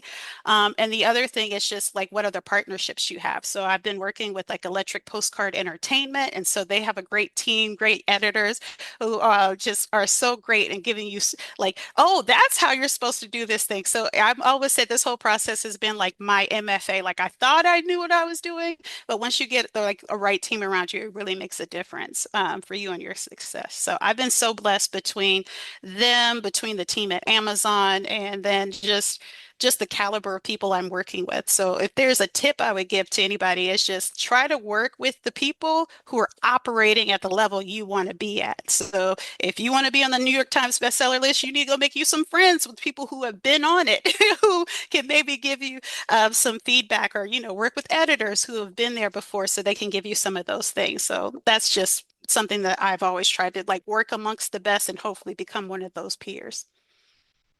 Now you mentioned Amazon. This isn't an Amazon? Yes, ma'am. It's an Oh, it's Amazon The book. from Brie. Yes, oh, ma'am. from their publishing because they have an actual publishing where they House. publish books, not just the self-publishing arm. A This hundred is the percent. published. Okay, all So if right. people are interested, I would, you have to be represented by an agent to go through the Amazon route. But one Okay. of the facts, and my data might be a little outdated, but something I read said like 80% of all books are bought on Amazon. So like out of all the books, people are going to Amazon first, either downloading it or they're purchasing it. And so it's one of the things that's like it's been really interesting to see like how much attention they can give your book and put like post it and put it different places. And so it's been really great working with their publishing in-house to see like the opportunities you've been given. So I've really enjoyed that and hope to continue that partnership. But I also I think somebody else spoke to self-publishing if I or maybe I'm thinking of another like interview I watched, but like self-publishing or publishing with another house is about having a wide career is one of the things important and like trying to be a working author. Yeah, a lot of people are going to even the people who end up with a major publisher, they still do some self-publishing. Mhm, So they consider themselves hybrid mhm, authors. And that's an option that is available, which was not available years ago. mm. It used to be years ago, if you were with a major publisher, you were not allowed to do any self-publishing. But now they had to become more flexible as times have changed. But when they first started, because we interviewed the first, I think she was the first person who had a book deal with the Amazon publisher. I remember that interview. Yeah, I can't. Her is the Token Black Girl. There's the name of the book. I can't remember her name. The But other anyway, token black girl, am I thinking? no, no, that's the Okay. other black girl. There's lots of black girls. Other black girl, not the other token black girl. Yeah, Okay, yeah. So but token it's the black girl, a Token Black memoir. Girl. Yeah, Token yeah. Black Girl, the memoir. She was on the show, and I believe she was either the first or among the first, and hers was a paperback. So they're doing hardcovers now. I Mhm, think that was a couple of years ago when we had her on. Um, and I know they're offering hardcovers. I published through KDP, mhm. um, and I have 15 books, but I haven't done any in hardcover yet. I No, the could say, hardcover too is so interesting. Like, I don't know if you have that copy is the one you're giving away, but the secret thing is like when you pull the hardcover off, it's a floral book on the other side of it. okay, So now they didn't even I have this. yeah, Let's see. it should I be on believe all of it's them. the real book. Yeah, Yeah, it's the real yeah, thing. She's got a yeah. genuine edition. Okay, that's nice that they have Yeah. something nice because it used to just be black. It's just a different cover, but it's just really interesting what they can do now and how you can get the Hmm. things out and just the publishing. And like I said, you think publishing is just, oh, you just write the book and you turn it in. And it's like, no, no, no. There's lots of editing and there's feedback. And then do you like this cover? Do you like this audiobook narrator and all this other stuff? So this has been just like a wild experience as a debut author. And now you got to follow it up with the next one. So I'm supposed to be writing something. We'll see what gets on the page today. But you're always trying to follow it up with something. Yeah. So is this available in all the formats? Is it Yes, available ma'am. paperback, Is available hardcover, hardcover, paperback. audio, And if and you ebook? Yeah, and that's the nice thing about Amazon too is that it's on the Kindle Unlimited. And so because it was Amazon, I think that that's why it got so many reviews. It was chosen for their Amazon First Reads program in November. And so that is where lots of people got access to the copy for free for early. So you Okay. can start letting people be having access to it. And then, several months after that, it becomes Kindle Unlimited. So if people are members of KU, you can download it and then read it, add it to your thing, and then keep adding all these different author. I believe Yasmin, she was a author of the program in January, and so it was nice to see me, and then we have another author, and so it's really nice to see us being represented, the diversity of those picks and being put on that national stage. That's really good. Oh, the social book club, they came through with the name of the author of Hmm. that other book, and it was Danielle Prescott. So she had an interesting story to tell. And don't forget to DM us your address so we can send you all the book. Yeah, the Social So, Press so Book Club, they're coming through today. They got the questions, they yeah, got the they got author and names. the They're answers. they're popping today. Also, book club is always very active in the chat Yay. They every are. week. I Mhm. think she has this on her calendar. Mm.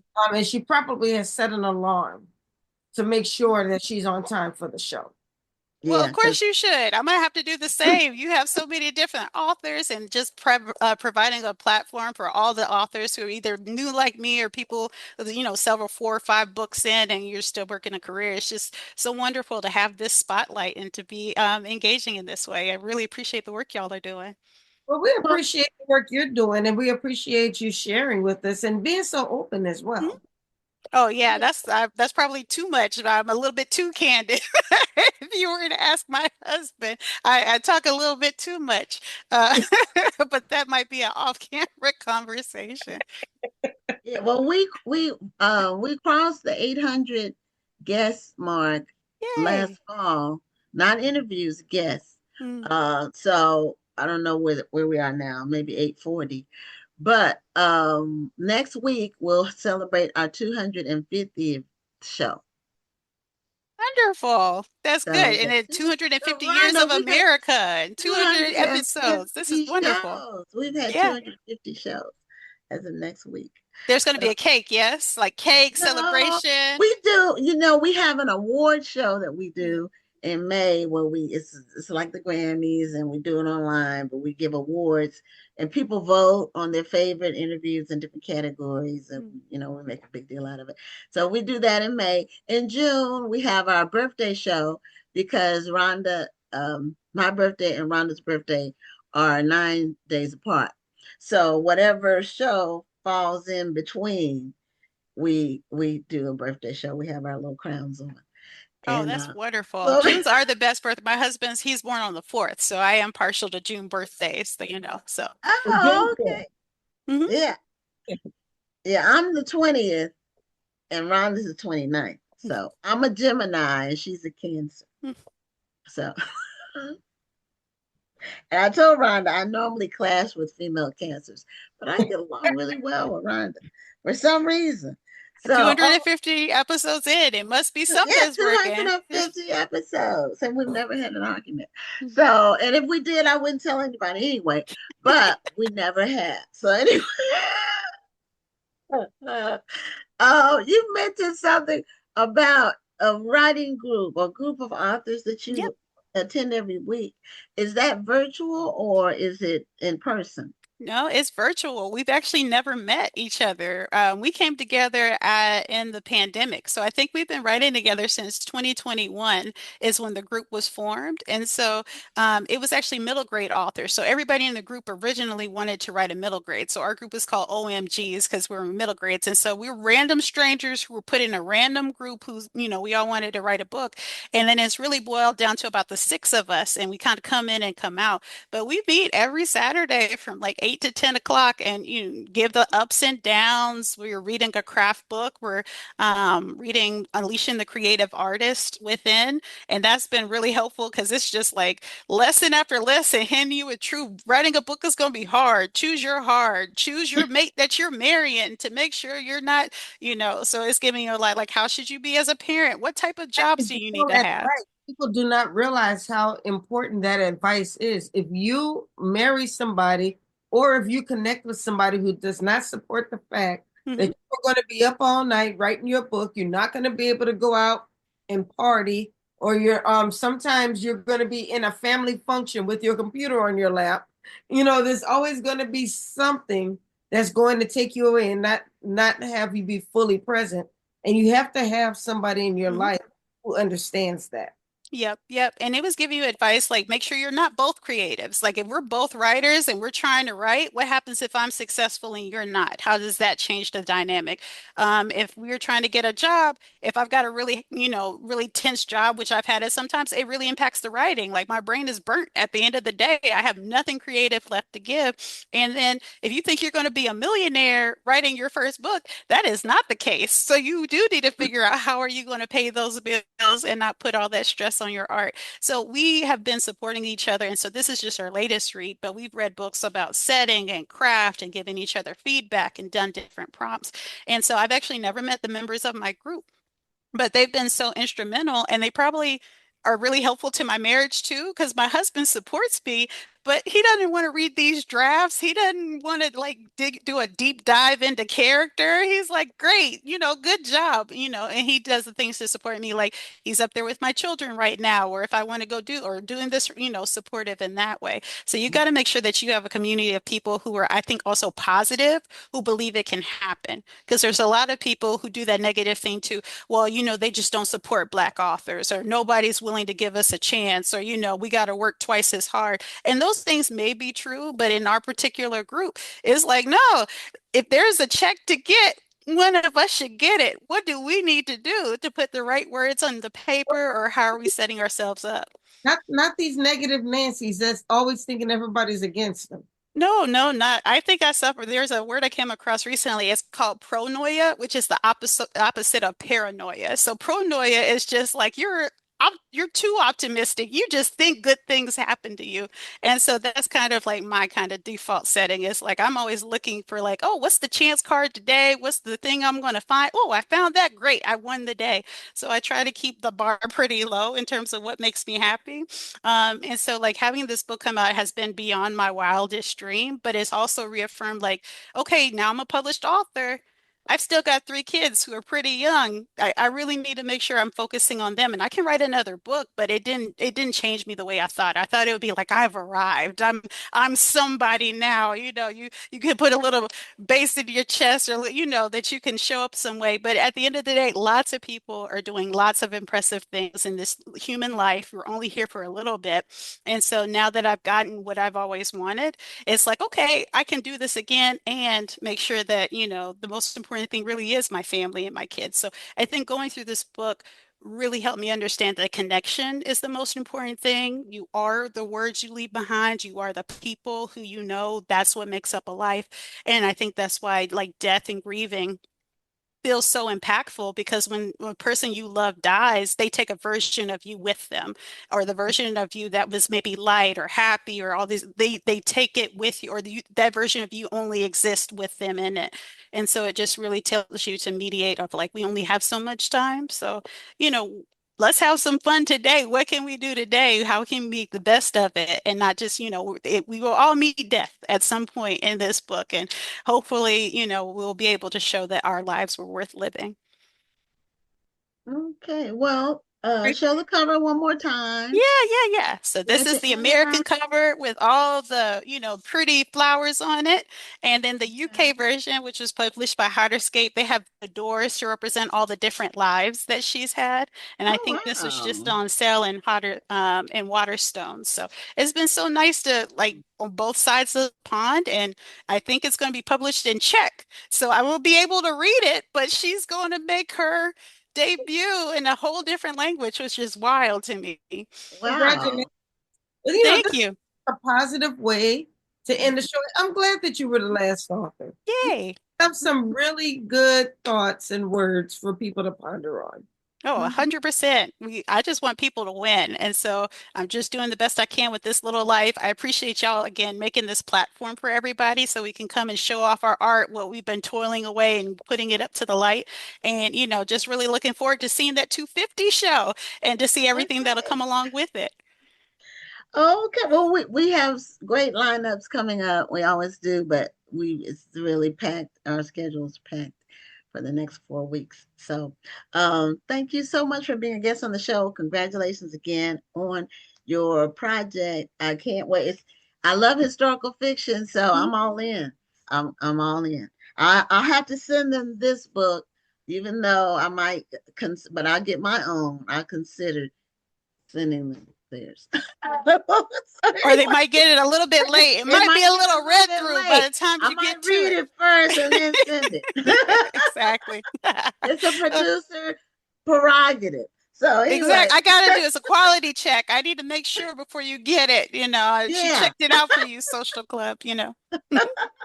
So thank you so much. Have a Of great course. night. All right, you as well. Bye. Okay. Good night. Okay, you were right, Ron. It's a great way to end the show. And there was another question, but we didn't get a chance to ask it. But we can send it to her, and she Yeah. can respond directly, and we'll do that. So you can find out the answer to your question. That's the end of the show, and we'll be back next Tuesday with another amazing episode of Black Authors Matter TV. I'm Gwen Richardson signing off. And I'm Dr. Rhonda Lawson. Have a wonderful evening and a great week. Thank you for tuning in, and join us next Tuesday at 7 p.m. Central, 8 p.m. Eastern for another edition of Black Authors Matter TV.